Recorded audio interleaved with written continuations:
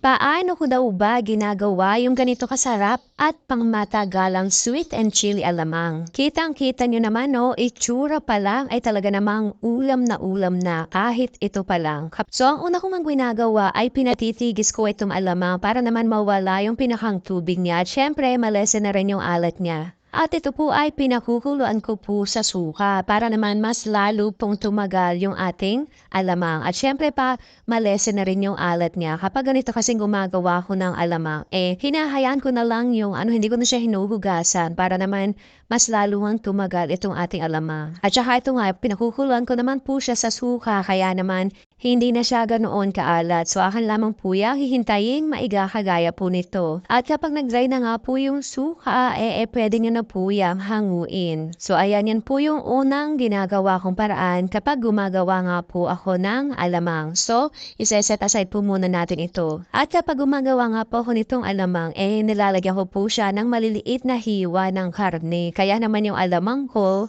hindi lang basta pamares sa kung anong ulam o pasawsawan ng mangga. Talaga namang pwedeng-pwede nyo ng ulamin kahit itong alamang pa lang. So ang ginagawa ko nga po dyan, piniprito ko po ng tustang-tusta itong ating karne ng baboy. Then kapag ganyan na ay ating po muna itong iseset aside at saka parehong kawali ay ikigisa ko naman itong pinaghalo-halo kong sili, bawang at sibuyas. So yan po ay akin ng ginamitan ng food processor para naman po mas pino yung ating mga spices. Pero kung wala naman po kayong food processor, pwede nyo naman po yung hiwain gamit ang kutsilyo. At naglalagay na po ako dyan ng konting pampalasa kagaya ng paminta at seasoning granules. Bale, ito po ay akin lamang igigisa hanggang sa maluto or medyo matusta rin itong ating mga dinurog na bawang, sibuyas at sili. So yan po ay katamtaman lamang po dapat ang lakas ng apoy. Then kapag gisang-gisa na po ay ilagay na po dito yung ating pinakuluan kaninang alamang sa suka. Halu-haluin lamang po at hayaan po muna ding magisa itong ating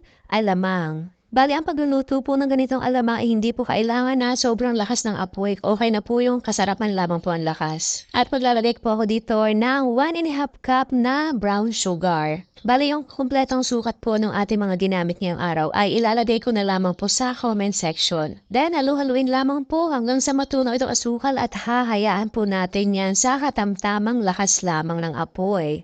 Mas sumasarap po talaga ang alamang kapag hindi minamadali ang pagkahaluto. So ayan kung nakikita nyo po ay ganyan na yung itsura niya pero hahayaan ko pa rin po yan sa loob ng ilang minuto pa. Gusto ko po kasi sa ganitong alamang yan parang nagiging paste na yung ating pinakang alamang. Kumbaga durog na o lutong-luto yung ating hipon. At kung umabot ka nga po hanggang dito sa part ng ating video, abay sigurado ko na nagustuhan mo yung ating recipe ngayong araw. Kaya naman, pakipusuan mo na yung ating recipe ngayong araw at mag-comment ka na rin ng I love sweet and spicy alamang.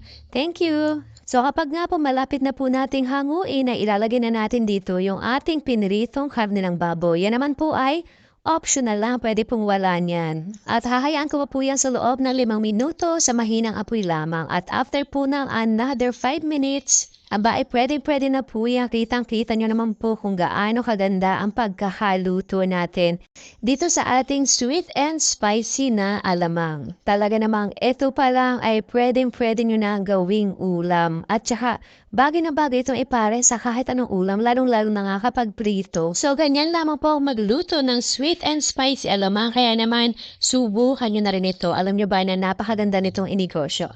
Thank you for watching.